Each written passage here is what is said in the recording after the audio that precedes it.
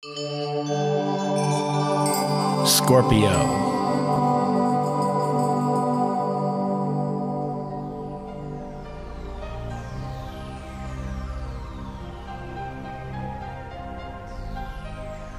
Hello Scorpio, this is your forecast for November 2015, and I love this month because it's social, and it was there if we look into last month too, in October, when Venus and Mars both were going through your 11th house for friendships, groups, organizations, catching up with just being with your friends, and passing, both of them passing Jupiter, expanding this time, shared with the close ones.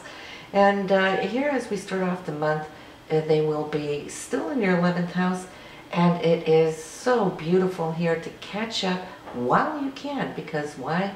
They are going to be moving into your 12th house here after November 8th. That would be Venus first, then Mars is going to follow on the 12th, both of them moving into your 12th house, which is more contemplation, more of a need to kind of pull back, just because why? You've been expanding so much extra time now out to those friends and groups that you're going to need a little bit more me time. The 12th house is all about recharging your batteries, your spiritual batteries, so you can be good to go and fit to fight once it gets back out into your first house, where it will be for the remaining of a year before it comes back to this place. So you have to the 8th and 12th to still expend your energy and be social, but then pay attention. When your body says it needs to rest, rest up. That is what it does best there in the 12th house. Plus, it is also a spiritual time for you to set aside time for yoga, meditation, those kind of things where you can contemplate, and also a beautiful time to kind of weed out those things that we've accumulated throughout the year. Hang on to those concepts, those ideas, the things that you have achieved that are positive for you and where you will know will be good for upcoming times. But what has fulfilled its purpose, the 12th house is like the house of elimination, so be good about that as well.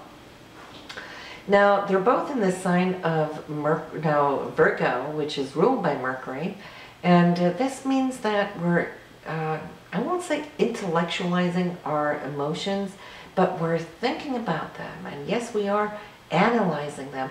That's what they do when they're in Virgo. But after the 8th and 12th, both Venus and Mars will be into the sign of Libra, which is more so an easygoing, flowing, balancing, harmonious aspect. And that's what you're going to see for the last 3 weeks of November. On the 5th, we have the Sun and Pluto. They are sextiling, which is a harmonious aspect, and the Sun being you, Pluto being that point of inner transformation. Now, the Sun for you will be in the first house, and so happy birthday for you, Scorpio. And Pluto for you is in the 3rd house.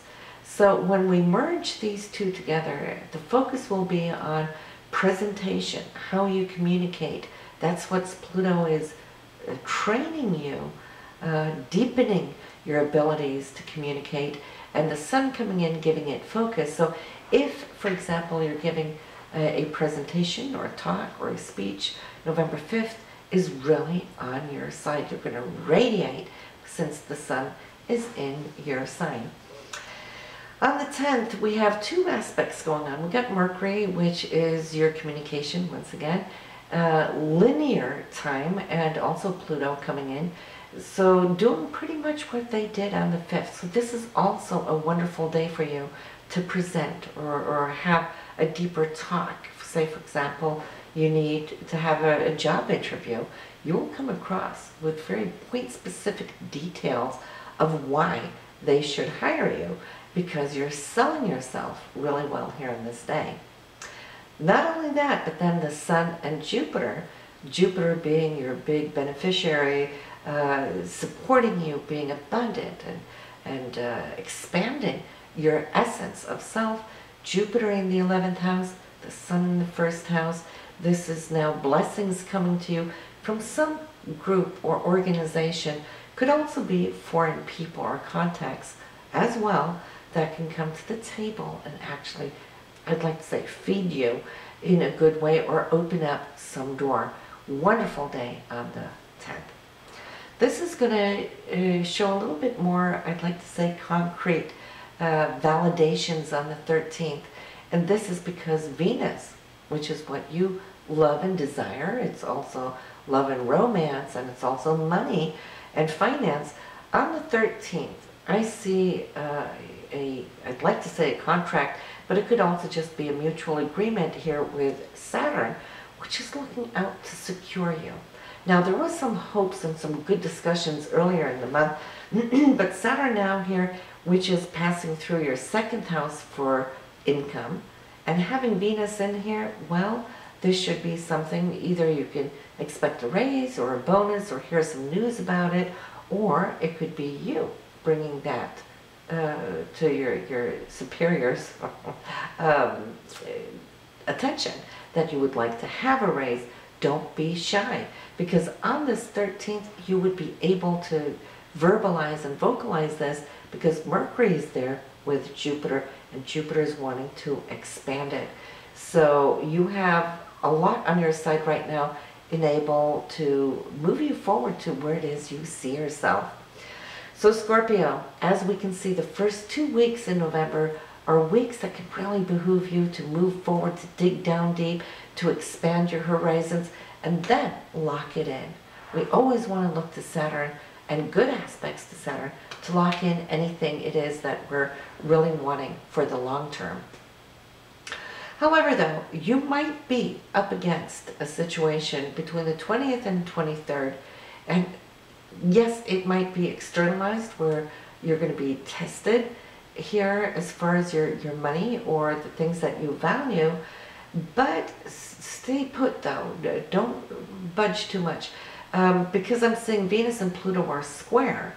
So that's money up against a situation here that might feel a little blocked. That's the square. Plus Venus is also going to oppose Uranus. And that might create a little bit of insecurity. Say you asked for a raise and you're waiting for feedback and you're not hearing anything quite yet.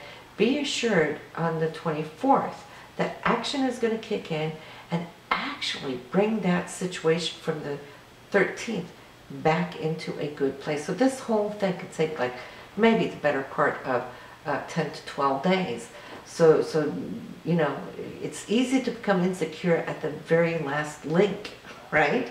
But if you hold your horses, Mars and Saturn, Mars now being in their 12th, Saturn in the 2nd house, it goes to show what you've worked for. The last 2 years, when Mars started off in the 1st house 2 years ago, to accomplish your work goal, this is now where I see that you can get laurels for very good input. So this is nice. If you're having a validation at work, great day to have a validation on the 24th. Now on the 25th, I feel that you're kind of just like cruising here, because Mercury and Mars, I see you being communicative. I see you taking action. Mercury now will be in your 1st house, and Mars here is your desire and your goals, and also what you're putting on your vision board, because Mars will be in that 12th house for what it is you're projecting into the future through your creative energy, and Mercury now wanting to talk to somebody about it, to share some of the concepts, the ideas that you have. And I feel that this is coming out in a very, very good way, not only because these two planets are working together great, but it's also because we have a full moon on this day, which is November 25th. So circle that on your calendar. I feel whoever it is you're speaking with today is on your side, wanting to support you, but it could be you too, coming out to support somebody else. So if you feel somebody's been doing a good job, by all means, don't hold back. They need to hear it so they can continue to do a great job. So November 11th, the new moon, we want to mention that too, which for you will be in the 1st house this month here, Scorpio. And so that's new beginnings, literally on both levels. The new moon is always a new beginning. The 1st house is always a new beginning of the passage it's going to go through the 12th houses. So for right now, if you're trying to find a good intention to have, I would say make time and room for yourself a little bit every day. Just some me time. Why? Because it's important for you, Scorpions, who always thinks very, very deeply. If you get too distracted all the time by too many people, too many noises around, well, then you can't really get in touch with that inner core. For you, that is your source of inner healing, being at one with yourself mentally, spiritually, and emotionally. So if you can have that little me time and put that in as an intention that you want to be good about paying attention to creating that space, you will thrive and have not just a beautiful November month, but you will have beautiful weeks and months to come as long as this is in action.